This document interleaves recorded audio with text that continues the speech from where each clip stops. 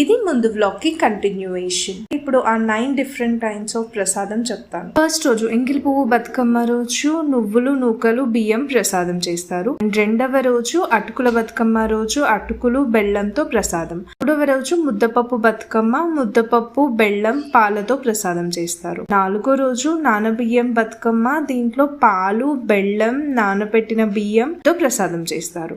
And ఐదవ రోజు అట్ల బతుకమ్మ ఉప్పుడు బియ్యంతో అట్లు అది దోశలులా చేసి ప్రసాదం పెడతారు. అండ్ ఆరవ రోజు అలిగిన బతుకమ్మ, ఆ రోజు బతుకమ్మను పెట్టి ఆడుతారు, బట్ ఏం ప్రసాదాలు ప్రిపేర్ చేయరు.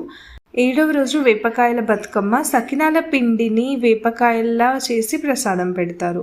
ఎనిమిదవ రోజు వెన్న ముద్దల బతుకమ్మ, నువ్వులు వెన్న బెల్లం నెయ్యితో పలహారం చేస్తారు. తొమ్మిదవ రోజు సద్దుల బతుకమ్మ, 5 రకాల రైస్ అంటే పెరుగన్నం, చింతపండు పులిహోర, నిమ్మకాయ పులిహోర, కొబ్బరి అన్నం, నువ్వుల అన్నం,